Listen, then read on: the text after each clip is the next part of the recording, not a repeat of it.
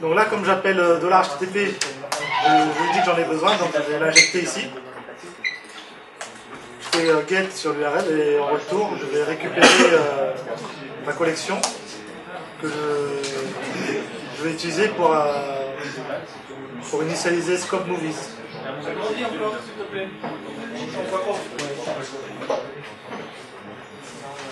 C'est bon? Là, je fais data.movies.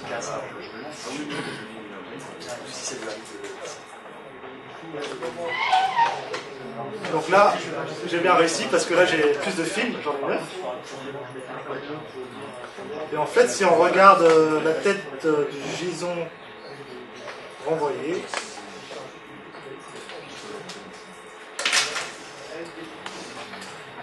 en fait, je renvoie un objet dont l'attribut est movies qui contient ma collection de films.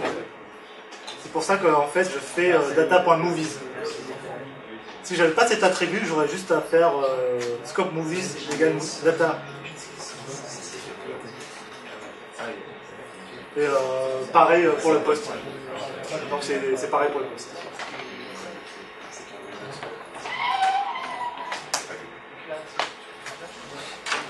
Et pour ceux qui n'ont pas réussi, il faut faire un step 4, check-out de step 4 pour préparer pour la suite. Là, on a réussi à faire du CRUD avec une application. Le problème, c'est qu'on a deux fichiers HTML pour chaque page.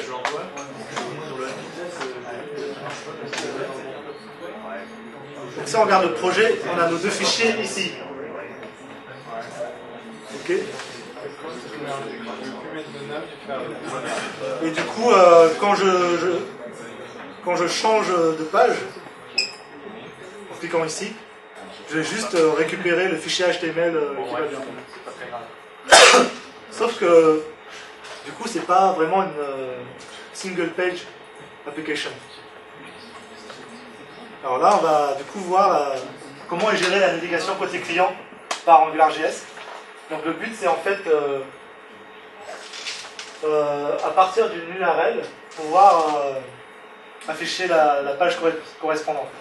C'est-à-dire que dans une application, en fait, on a des parties qui sont communes. Des headers, des footers, un panneau de navigation à côté. Donc ça, quand vous naviguez d'écran en écran, c'est toujours la même. Donc on ne veut pas récupérer, on veut garder ça, quoi.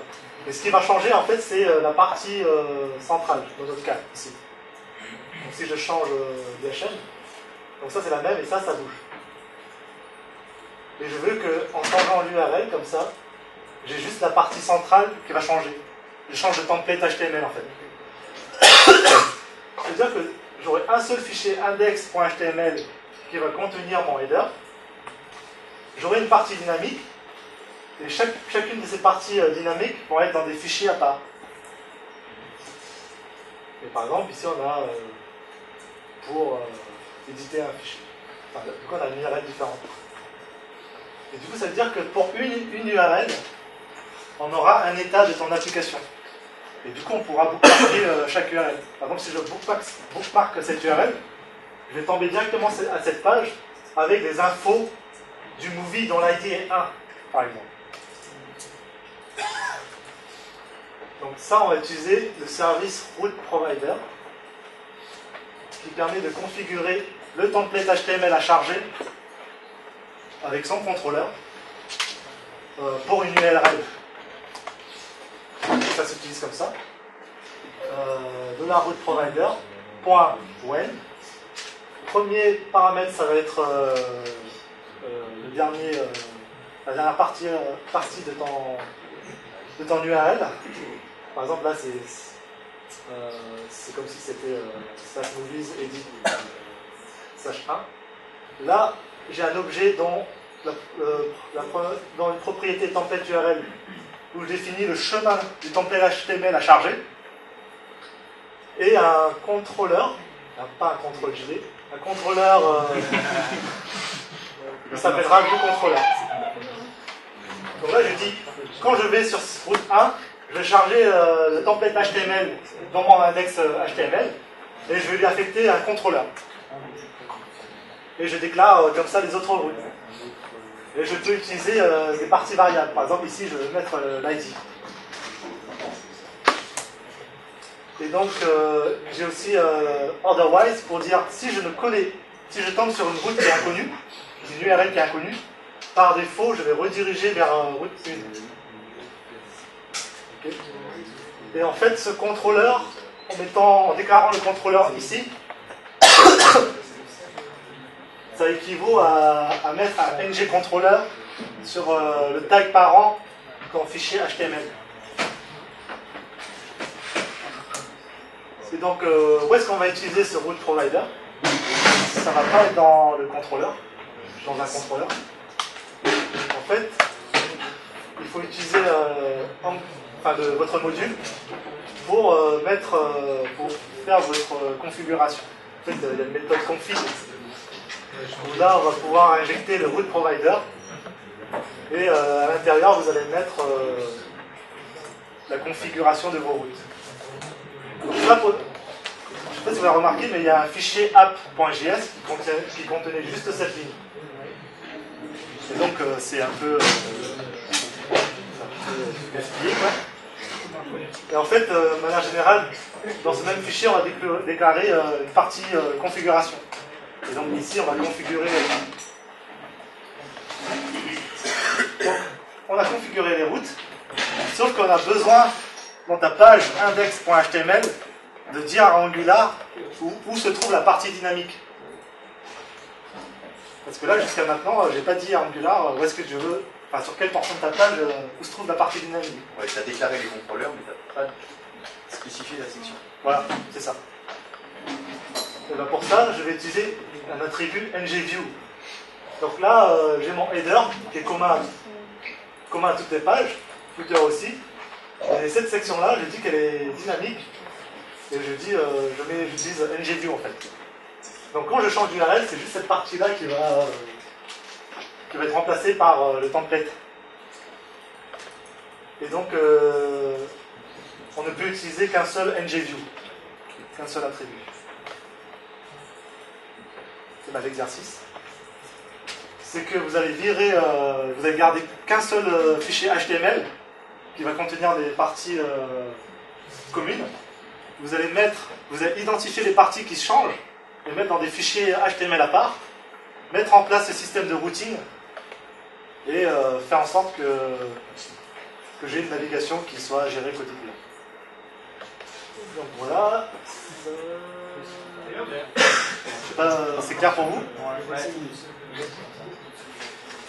Quand il fait ça, en fait, est-ce qu'il décharge la DOM quand il décharge la navigation? Ou est-ce qu'en fait l'équipe elle s'active? Non, elle s'active pas, en fait, c'est remplacé. Il décharge la DOM de la page. En gros, est-ce qu'on fait exploser le navigateur en faisant son travail? Il décharge.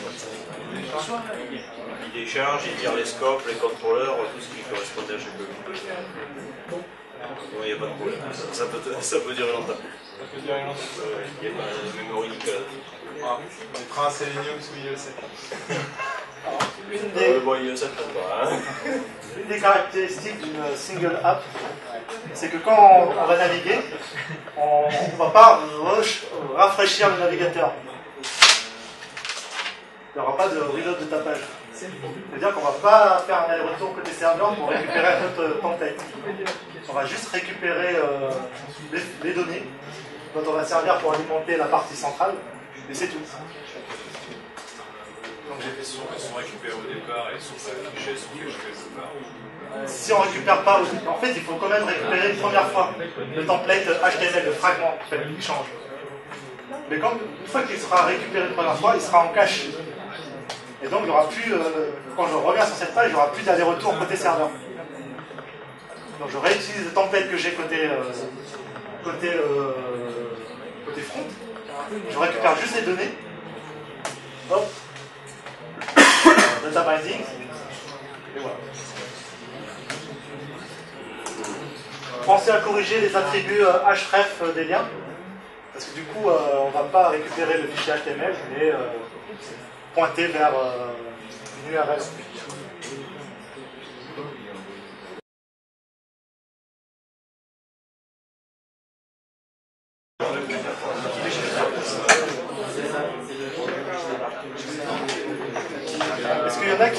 qui pensent ne pas réussir l'exercice?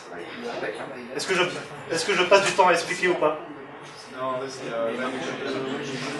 Non. Du coup, je n'explique pas, vous avez compris le truc. Ok, je passe à la suite.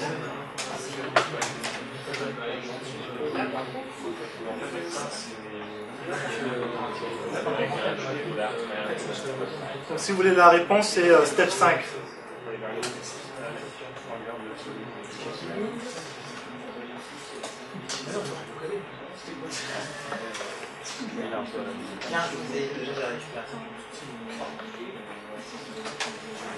Donc,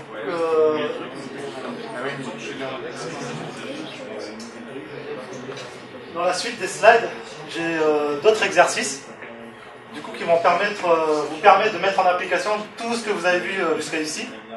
Donc c'est pour supprimer un film et éditer un film. Donc ça, on va passer.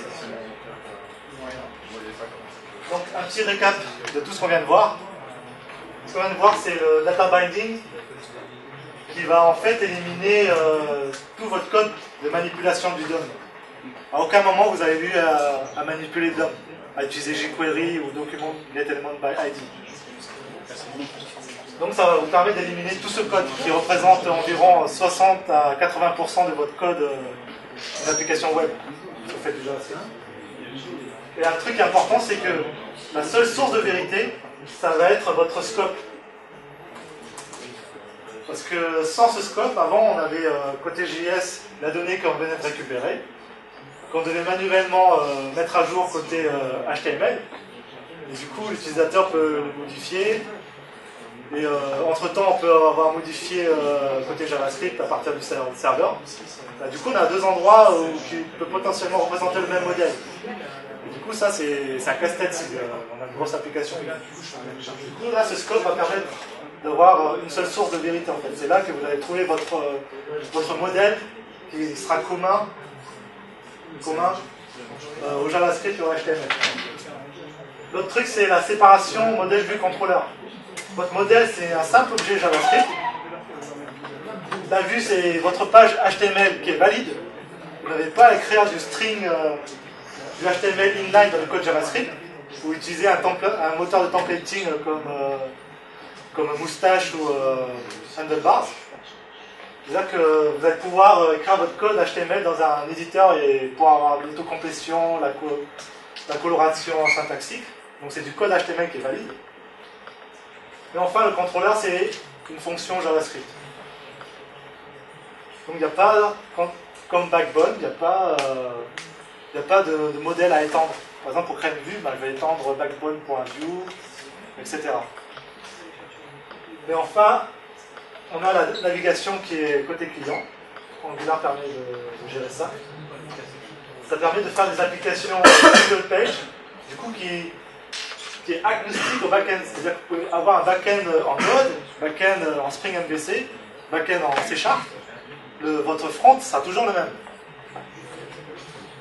Donc avec juste tout ce qu'on vient de voir, vous pouvez faire une application single page de type CRUD. Et là, on va voir des concepts plus avancés. Et comme on est aussi très avancé au niveau du timing, c'est-à-dire qu'on n'aura pas le temps de tout voir, donc ça, je vais zapper, créer votre propre service, c'est-à-dire tous les services $HTTP, tout ça, vous pouvez l'injecter, mais vous pouvez aussi créer vos propres services, comme un service utilitaire avec vos fonctions utilitaires. Vous voyez? Non? Enfin, imaginons Java, une librairie qui possède des méthodes qui sont très utiles. Là, vous créez un service, vous déclarez vos méthodes utiles que vous voulez réutiliser à plusieurs endroits, dans plusieurs contrôleurs. Et il suffit juste de l'injecter dans votre contrôleur, comme $HTTP. Donc ça, je vous montre comment faire, je vais zapper. Là, on va voir quelque chose de plus intéressant. C'est les filtres. Filtres AngularJS. Ça permet en fait de formater la donnée avant de l'afficher. Par exemple, imaginons côté, on a hello en minuscule, on veut le mettre en majuscule. On a un timestamp qui vient de la BDD, qui est illisible côté utilisateur, on veut le formater avec un format qui est visible. On a un number, que l'on va transformer en monnaie, avec une devise un séparateur, une virgule, un séparateur de visée qui est l'espace dans notre cas. On peut avoir une collection, une liste de noms qu'on veut trier par ordre alphabétique, ou une liste de courses qu'on veut trier, qu'on veut filtrer par ordre d'urgence. Donc le but c'est de transformer la donnée avant de l'afficher côté client. Donc, le modèle côté JavaScript est dans le scope, donc là c'est un number avec notation pointée. On le réutilise côté HTML comme ça, donc ça va afficher tel quel. Hein. Et pour appliquer un filtre, on va utiliser la notation pipe, ici comme ça, et on va lui donner le nom d'un filtre. Par exemple ici currency, qui va nous le formater et mettre la devise avec la virgule, le point. Et currency en fait ça fait partie des filtres qui sont fournis out of the box par AngularJS. Et ce qu'il faut savoir avec les filtres, c'est qu'ils acceptent un ou plusieurs arguments. Et par exemple, dans la définition de currency, le premier argument, ça va être, vous pourrez surcharger la monnaie, la devise. Du coup là, il va afficher USD $. Ok. Donc voici la liste des filtres qui sont fournis par AngularJS. Currency, formater une date, mettre en majuscule, limiter une collection, on n'affichait que 5 par exemple, filtrer une collection et la trier. Et là, on va mettre en pratique ces deux derniers filtres, vous allez l'exploiter en fait. Donc le filtre filter s'applique de cette manière sur une collection. Et le premier argument, ça va être la valeur que vous allez utiliser pour filtrer. Par exemple, je vais filtrer tous les films qui possèdent le nom Avatar. Donc ça, c'est le string. Par l'exercice, n'oubliez pas de faire un git checkout-f step 8 pour ajouter une barre supplémentaire d'action. Et le but, c'est que... Donc... Faites-le. Step 8.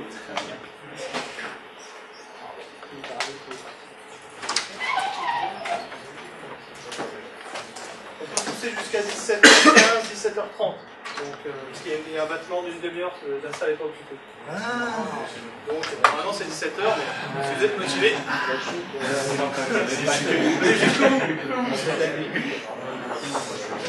Donc là, dans step 8, j'ai rajouté une barre de recherche, un input type search, avec deux boutons.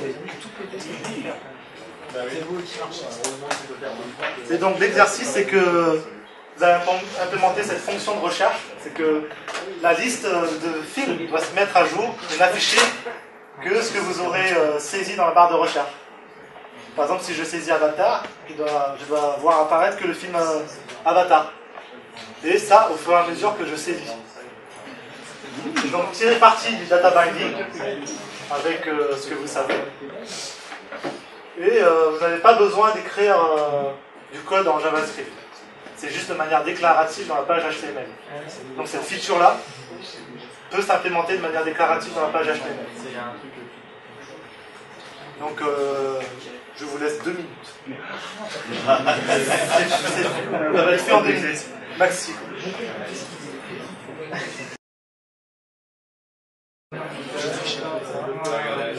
Je vous code la réponse. Attention, je vous code la réponse. Donc là, je vais appliquer mon filtre dans ma collection Movies. Donc là, je vais appliquer le filter. Et en premier argument, ça va être une variable search. Parce que c'est un string normalement. Si je mets par exemple avatar, j'aurai que avatar. Et je ne veux pas avatar. Je veux search, une variable search qui va être renseignée par mon input ici. Et je vais dire ngModel. Donc ce que je vais taper dans ce champ va mettre à jour search, l'attribut search dans le scope.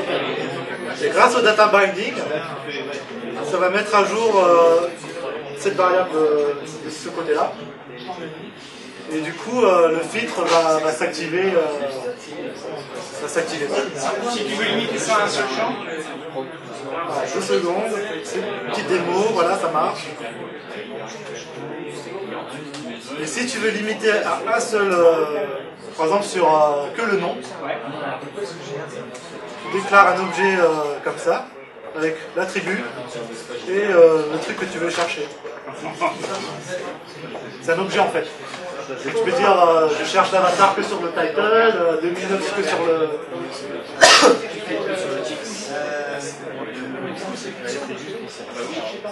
Parce qu'en fait, il va parcourir tous les éléments de ta collection et tous les attributs de ton élément, de chaque élément. Donc là, si je tape 2009, il va me retourner là où il y a 2009. les boutons, ça va. Pour l'instant. Oui, c'est ça. Ouais.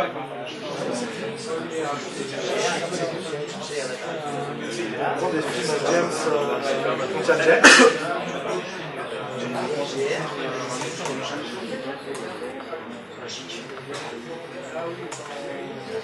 Voilà. Donc, en même pas une minute, j'ai une fonction de recherche.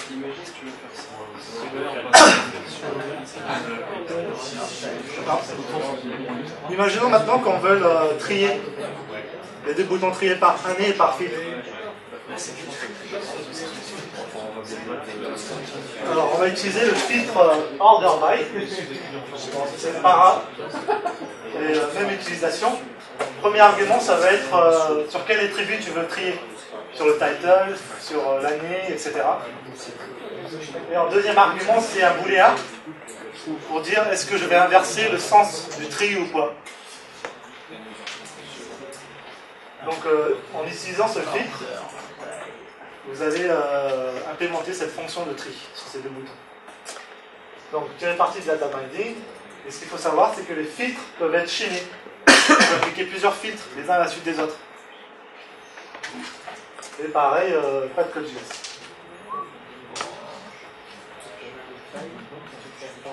En 2 minutes, pareil.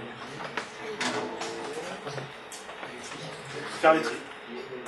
Quand je clique sur un bouton, je trie par année. Quand je clique sur l'autre, je trie par titre. Je passe à la solution. Donc là, les filtres peuvent être chaînés. Donc j'applique le filtre order by, dont le premier argument c'est une string. Et par exemple, je veux que ça soit trié par titre, title. Okay. Si on rafraîchit, ça va être trié par titre, alphabétiquement. A, C, R, S, S, voilà. Si je le trier par année, ça sera release year, attribut release year. Il est ici. Et donc voilà, 2001, 2002, 2002, 2003. Mais sauf que je veux que ça soit variable. Je mets un attribut tree par exemple, et je veux que quand je clique sur ce bouton, ben, la variable va prendre la valeur release year. Rien dans le code, dans le fichier JavaScript. Comment? Ouais, là c'est du JavaScript. C'est du JavaScript. J'ai dit pas de JavaScript. Rien dans les fichiers JavaScript. C'est ça que vous voulez dire. Non, c'était pas de code. Non, c'est vrai. En fait, c'est pas de code sans HTML. C'est pas exactement pas ça. Ah, c'est pas. Quand je clique, un jour cette variable.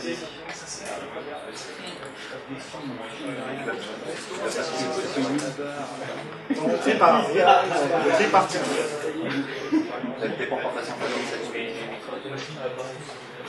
Et ce que je veux, c'est quand je reclique, ça m'inverse le tri. Donc deuxième paramètre, j'ai un attribut. Du coup, je vais le mettre à l'inverse.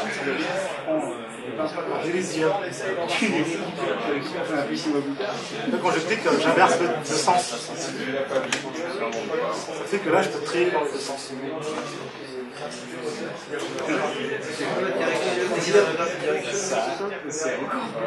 D'accord, tu as rajouté en paramètre vert derrière. Ouais, c'est ça, ça varie après il inverse à chaque fois. Ouais, non, mais c'est bien. Tout ça, vous le faites de manière déclarative. Et du coup, quand vous utilisez Angular, si vous êtes smart, vous pouvez éviter de faire beaucoup de code JavaScript.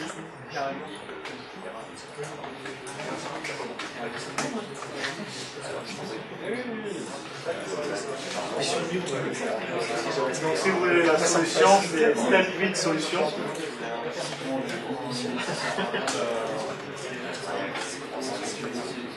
Step 8 Solutions. Donc Angular nous donne des filtres, mais nous permet également de créer nos propres filtres. On peut créer nos propres filtres. Et pour créer ces propres filtres, on va utiliser cette syntaxe-là. On réutilise notre module .filter. Vous voyez, à chaque fois, c'est .filter, quelque chose, .contrôleur. .filter, premier paramètre, c'est le nom de votre filtre. Par exemple, on avait utilisé order by filter. Là, c'est une fonction que vous pouvez injecter les services dont vous aurez besoin, comme à $HTTP, vos propres services. À l'intérieur, tu dois retourner une fonction. Dans la première valeur, ça va être la valeur sur laquelle est appliqué le filtre. Et les autres arguments, ça va être les arguments supplémentaires de votre filtre. Et vous devez retourner la valeur qui est modifiée, que doit afficher votre filtre. Par exemple, ici, name, si je fais /grid, on ne voit pas ici, mais ça doit mettre hello quelque chose. Donc là, retournez une fonction comme ça avec la liste des arguments. Le premier argument, c'est la valeur sur laquelle est appliqué le filtre. Et vous retournez la valeur qui est modifiée. Donc, pour créer un filtre, vous prenez ce template-là. Et on va l'utiliser pour la note. Tu mets ça dans app.js ou tu vas mettre ça dans filter.js. Là où tu vas mettre toutes tes fichiers. Et là, vous pouvez voir que en fait, j'ai un attribut note où je mets 5 à chaque fois. Ça, des nombres. On aimerait bien faire comme Allociné, mettre des étoiles. Ben ça, vous allez le faire. Si vous devrez le faire. Non, ne faites pas ça, ça sert à rien en fait. J'ai juste créé un fichier filter.js. Le but, c'est que vous devez créer un filtre qui va afficher le nombre d'étoiles correspondant à la note. Et donc, utiliser le caractère Unicode pour une étoile, c'est ça. Et voilà, vous êtes capable de faire ça. D'afficher des étoiles en fonction de la note. C'est caractère Unicode, donc ça c'est une étoile. En utilisant ce template-là, à mettre dans un fichier filter.js. Donc en termes d'organisation du code, on a un fichier app.js qui contient votre module plus la partie config, un autre fichier contrôleur avec la liste de vos contrôleurs, et un fichier filter.js avec la liste de vos filtres. Ça c'est une organisation de votre code possible. C'est une bonne pratique quand vous avez des applications de taille petite à moyenne. Quand vous avez des grosses applications, on va avoir une autre façon d'organiser le code.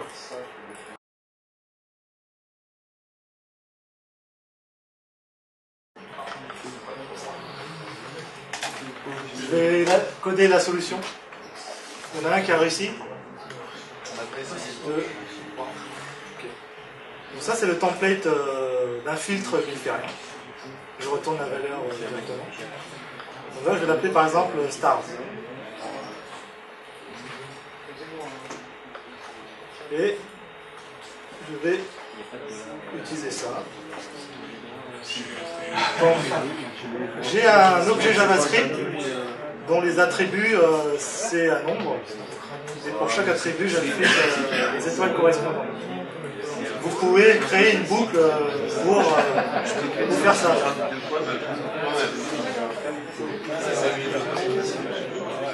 Donc là, je renvoie le nombre d'étoiles correspondants en fonction de value. Ah, si, mais si. On va faire ça. Si je rafraîchis, il ne se passe rien. Donc là, j'ai mon filtre. Là, je vais pouvoir l'utiliser. Je vais l'appliquer sur rate, sur la note.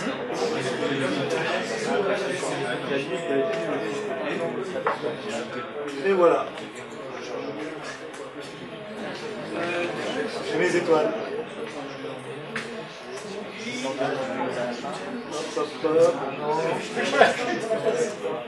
Et donc si je veux blinder le truc, je peux mettre plus d'intelligence. Je fais if value et type of value égale number. C'est ça. Et value supérieur à 5.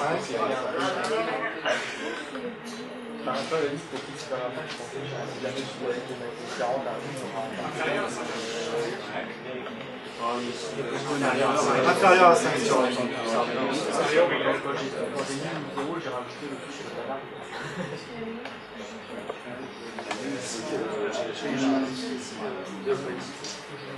Et sinon, je retourne la même valeur. Il faut que je retourne la même valeur. Si je ne retourne pas la même valeur et que je l'applique malencontreusement au niveau du titre, par exemple, ce qui n'a pas lieu d'être, et ben, ça va m'enlever tous les titres. Et ça, c'est pas un comportement que l'on veut. Je veux que si je l'applique malencontreusement, bah, je veux gérer ce cas-là. Du coup, je renvoie la valeur si c'est pas. Là, je peux vraiment mettre beaucoup d'intelligence. Voilà pour les étoiles.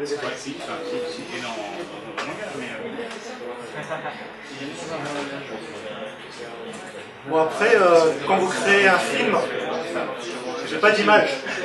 Et donc, j'affiche rien en fait. Et ce qu'il faut savoir, c'est que dans ma liste d'images, j'ai un truc, no poster. C'est ça en fait. Et je veux pouvoir afficher cette image quand je crée un film. Et de manière générale, quand je n'ai pas d'image.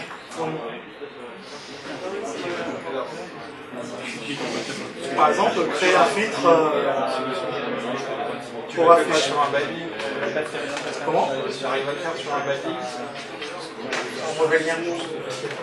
En fait, si tu n'as pas d'image des ressources, tu arrives à Si par exemple les images sont hébergées ailleurs, on la récupère pas. En gros, c'est l'attribut en fait. Movie.poster, c'est une URL. Je veux que quand movie.poster vide, j'affiche le lien vers cette image. Non, mais je te disais, c'est plus dur de faire sur un bad link. En fait, le champ n'est pas vide, mais c'est. L'URL n'est pas vide, elle n'est pas bonne. La ressource est montée. Ah, c'est pas bon. Et c'est un peu compliqué. Bah, ça, tu peux le faire. Tu crées un filtre c'est pas évident. avec un peu d'intelligence sur ton filtre. Si les filtres, bah, Il reste 58 là. C'est la carrière.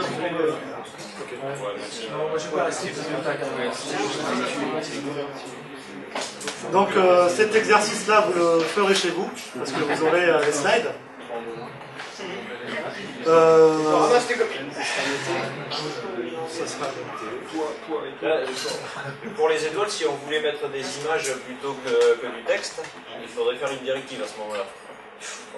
Ce serait pas bien difficile, ce serait possible de faire une directive qu'on met sur l'élément qui prend la valeur et qui va mettre une série de valises IMG pour faire la même chose.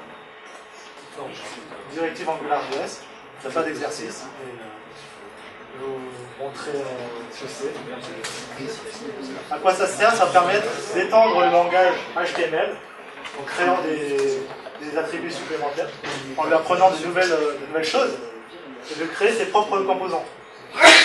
Par exemple, j'ai un attribut qui permet de faire du switch dans la page HTML. Donc ça, par défaut, ça n'existe pas en HTML5. On va lui apprendre comment le faire. Et ça, c'est grâce à la directive ng switch, qui va s'utiliser de cette manière. Du switch on, la value, et when j'affiche ça, et par défaut, j'affiche ça. Ok. Il y a un exercice qui permet de le mettre en pratique, et je vais le passer. Dans la solution. Donc là, c'est les directives qu'on a vues. Et en fait, pour une directive, on aura plusieurs types d'invocations possibles. C'est-à-dire que soit vous allez, ça sera invoqué sous la forme d'un attribut, soit sous la forme d'un tag HTML5, soit dans une classe ou même dans un commentaire.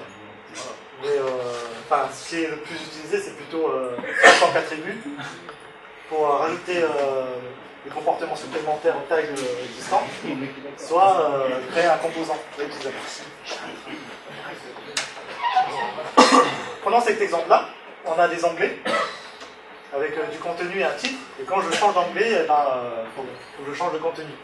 Donc sans les directives en HTML5, on le ferait de cette manière-là. Donc si on n'avait pas la classe qui nous donnerait un indice sur ce que c'est ce composant-là, on ne verrait pas que c'est des onglets en fait. L'implication de US est une liste, avec dans chaque LI un lien qui contient le titre de chaque onglet. Donc quand on voit ça, on ne voit pas tout de suite que c'est un composant onglet, quoi. Alors que si on met ça, c'est plus lisible. On a tabs, où c'est une imbrication d'onglets, et dans chaque tab, j'aurai un panneau. Et dans chaque panneau, j'aurai à l'intérieur le contenu, plus un attribut titre, que j'aurais choisi de rajouter, qui prendra un titre. Du coup là, c'est plus clair. On a des tabs qui contiennent plusieurs panneaux, et dans chaque panneau, j'ai un titre. Et dans chaque panneau, j'ai le contenu. En lisant le code HTML, ça a plus de sens. Et donc là, vous pouvez commencer à créer vos propres composants. Ouais, j'ai juste une question d'un point de vue compréhension du code, c'est super. Par contre, est-ce qu'il y a des bonnes pratiques au niveau SEO? Parce que si on veut faire de la recherche, SEO pour les directives. C'est une application web, ça Pour faire des pages statiques à côté. Non, il y a un truc maintenant pour envoyer avec Google Analytics, il est possible de vous envoyer une URL pour faire ça. Ce qui est fondamental ici, et c'est ça qui est important, c'est que l'avenir du web, c'est ça. C'est-à-dire que vous avez une spec sur le W3C qui s'appelle Web Components, avec deux sous-ensembles qui sont les Shadow DOM et les Custom Elements. Et donc, ce que propose maintenant le W3C, c'est de pouvoir créer ses propres balises. Donc, c'est quelque chose qui arrive. Et là, AngularJS, ça anticipe totalement cette évolution.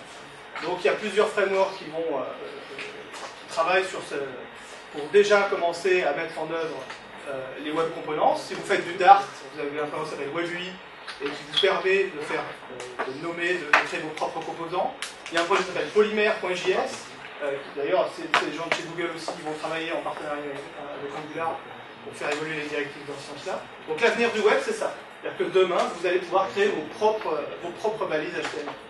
Ça, c'est important de le retenir. Allez voir sur W3C, la spec Web Component. Et même, vous pouvez l'utiliser aujourd'hui. Si vous êtes sous Chrome, vous allez sur YouTube, vous activez dans les propriétés du Chrome Developer Tools Show Shadow DOM, et vous pouvez aller dans la balise vidéo, et vous verrez que dans la balise vidéo, il y a du HTML sous-jacent. Et que le HTML sous-jacent, ça compose en fait la fenêtre qui va passer la vidéo et le player qui est en bas. Est-ce que c'est compatible avec l'accessibilité web? Au niveau du WI ARIA, en fait, il y a des attributs rôles en fait, qui sont définis. Et effectivement, si c'est pas accessible, ça fait 10% de personnes. En fait, tes attributs ARIA, tu vas les mettre. En fait, je vais expliquer. la suite. Et je vais Et en termes d'accessibilité, je pense qu'il faut regarder la spec, c'est pas fini. Je pense qu'il doit y avoir justement des débats. Alors là, par exemple, vous avez des composants custom, l'adpicker, etc. Et pour, en fait, ça c'est la partie la plus difficile d'AngularJS. Pour créer vos propres composants, vous devez connaître ces différents termes et comment ça fonctionne. Le scope, le linking function, compilation, la restriction, la transclusion. Tout ça, c'est quand vous lisez la doc AngularJS, ben, vous faites cette tête-là en fait. Vous êtes obligé de dire plusieurs fois. Et voilà, en gros, à quoi ça ressemble une directive. Pareil, module.directive, le nom de la directive, ça retourne ceci. Et en fait, un des attributs, ça sera le template par lequel il va être remplacé. Et potentiellement, dans les éléments qui constituent ce template, c'est là que tu vas mettre tes attributs. Là, parce qu'il remplace en fait. Ou il rajoute. Ça dépend de la valeur de replace. Donc restrict, c'est pour dire comment il va se comporter, soit en attribut, soit en élément, soit en commande, soit en classe. Vous pouvez, d'ailleurs, l'indication c'est sans les virgules. Hein, c'est ça. C'est sans les virgules si on veut mettre l'élément. Oui, tu mets E1, voilà, c'est sans les virgules. Et après, le comportement de votre composant, il faudra le mettre dans cette fonction link. Donc on a le comportement, le template, quelques attributs pour paramétrer notre directive. Donc là, je ne rentre pas dans le détail. Il y a eu un talk précédent. Je ne sais pas s'il y en a qui ne sont pas... Mais voilà comment c'est. Je vais faire une démo, mais je ne vais pas la faire. Là, je vais passer un peu à l'écosystème AngularJS. Qu'est-ce qu'il y a ? Deux mots sur les services quand même. Parce que sur les services, tout à l'heure, il ne l'a pas montré parce que c'est pas la partie la plus visuelle. Ne passez pas à côté, j'en ai vu le faire et essayer de tout mettre dans des directives et tout. Les services, ça doit être 90% du code que vous écrivez dans une application. Donc c'est vraiment le truc important, c'est ça que c'est dans les services que vous allez découper tout votre code métier, les différentes fonctionnalités et injecter les services entre eux et dans les contrôleurs. C'est pas la partie la plus visuelle, c'est du code JavaScript, ça fonctionne comme on ferait des services avec Spring dans le Java, mais c'est très important. Pareil, module.factory, le nom du service. Et après, on utilisera le module pattern en JavaScript. On aura une partie qui est privée et une partie publique. Donc là, on expose des fonctions qu'on veut appeler. Par exemple, là, j'ai count service. Donc si j'injecte count service dans le contrôleur, je vais pouvoir faire count service pour incrément. Une partie variable et une partie publique. Là, je vais pouvoir créer mes propres services. Et là, je vais mettre le code qui va être potentiellement réutilisé à plusieurs endroits. Ça peut être injecté dans le contrôleur, dans les filtres, dans les directives. Tout le code métier d'une application, il faut le mettre en service. Le contrôleur, il est là juste pour publier les quelques données qui sont utiles pour la vie. Est-ce qu'il y en a qui font du backbone ici? On a déjà fait. Backbone va vous permettre de faire par exemple fruit.fetch qui va faire un appel côté serveur. Dans l'exo suivant, en fait, je vais implémenter la même feature. C'est-à-dire que je vais créer un service movie et je vais faire return fetch function. Là, j'injecte le $HTTP et je retourne le $HTTP.get l'URL qui est en private. L'intérêt, c'est que je n'ai pas à redéclarer l'URL à chaque fois dans mes contrôleurs. Quand je fais un put ou un get, dans chaque contrôleur, je réécris l'URL en fait. Donc là, elle est à un seul endroit. Et le service, c'est un singleton qui est chargé au besoin par le framework, mais qui va exister pendant toute la durée de vie de l'application. Donc il faut conserver des données. Là, vous aviez la liste des films, typiquement, ce serait un service, avec une méthode qui lui dit de recharger quand on a fait des modifs, ou ce genre de choses. C'est très pratique à l'utilisation. Alors, en termes d'outils, on a une extension Chrome, qui s'appelle Batarang, qui permet de visualiser, par exemple, il met des carrés, enfin des contours, là où il y a des ng contrôleurs. Ça permet d'avoir de manière visuelle, là où vous avez déclaré vos contrôleurs. Ça permet aussi de voir les dépendances entre vos services. Et ça permet de voir les valeurs de vos modèles data binding. Ça, c'est Batarang. Ensuite, on a Yoman, qui comprend Yo pour générer vos templates de projet, la liste des fichiers, etc. Grunt, qui est un task runner, qui va exécuter mimification, vérification de la qualité de code, exécuter les tests. Et Bower, qui gère les dépendances. Donc, cet écosystème-là Angular bénéficie de cet écosystème-là, en fait. Ça sert à plein d'autres frameworks. C'est Maven pour JavaScript, en gros. C'est-à-dire que pour générer les templates, si tu fais generate directive, il va générer le code que vous devez taper à chaque fois qui est la même, et il génère aussi les tests correspondants. Il vous prépare tout ça, en fait. Donc ça, c'est l'intérêt de Goman. Ensuite, on a Karma, essentiellement Testacular, qui est un test runner, qui va permettre de lancer vos tests sur plusieurs navigateurs en même temps, et de permettre du live reload, c'est-à-dire que quand vous allez modifier votre code ou votre test, il va relancer automatiquement vos tests. Et donc Karma, ça a été créé par la team AngularJS, qui est utilisée pour tester le framework AngularJS. Et maintenant, vous pouvez l'utiliser avec plein d'autres frameworks. Karma, ça s'est totalement popularisé. Et donc c'est un test runner qui doit être utilisé avec un Jasmine ou un Mocha ou un Qunit. C'est un lanceur de test. Ensuite, pour WebStorm ou IntelliJ ou PHP Storm, vous avez un plugin pour AngularJS pour avoir d'autocomplétion sur les attributs quand vous faites ça en HTML. Vous aurez de l'autocomplétion. Vous avez aussi des snippets de code pour créer rapidement des modules, des directives, tout ça. En termes de composants graphiques, on a un projet qui est Angular UI qui wrap les composants graphiques de jQuery UI dans des directives qu'on peut utiliser du coup sous la forme de directives. Pareil pour Angular Strap, qui est fait par Olivier Louvigne, qui est un français, qui wrap du coup les composants Bootstrap Tutor. Et dans la liste des ressources, je donne des liens vers des articles, des vidéos. Alors j'insiste juste sur un point, c'est qu'on n'a pas vu pendant le TP, mais on n'a pas fait de test. Faut savoir que si on a fait de l'injection de dépendance et la manière dont est construit AngularJS, c'est parce que ça va vous faciliter totalement les tests. Vous n'injectez pas Rootscope ou $HTTP pour le plaisir. C'est simplement parce que quand vous allez prendre votre contrôleur et vous voulez tester juste votre contrôleur, et vous allez pouvoir générer très facilement des tests. C'est tout l'avantage de l'injection de dépendance.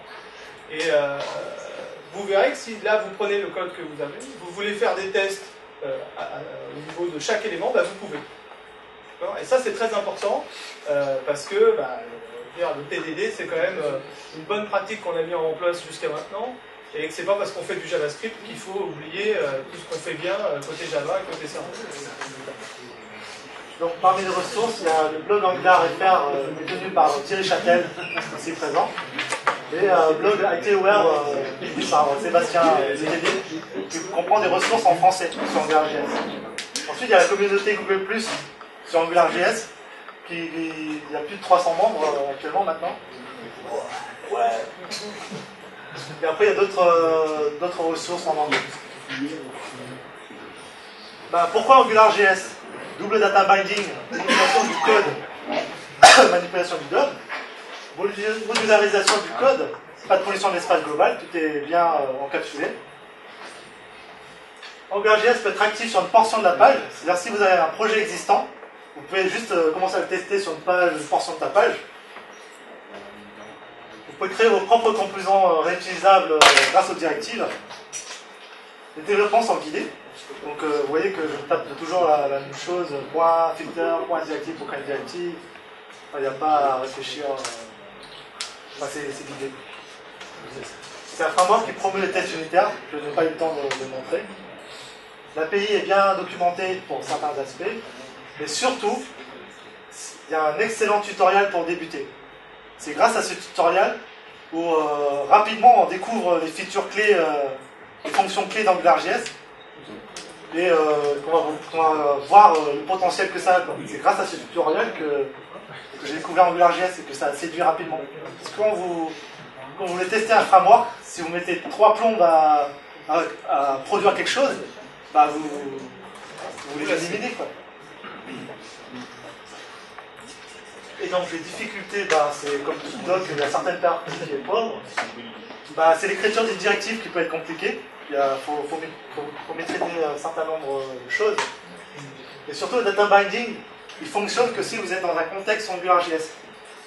C'est-à-dire que quand vous êtes dans des ng modèles, ngTick, c'est-à-dire que si vous avez, par exemple, vous avez un plugin jQuery UI qui met à jour une valeur d'AngularJS, AngularJS ne va pas être au courant, parce que ça ne fait pas partie du monde AngularJS.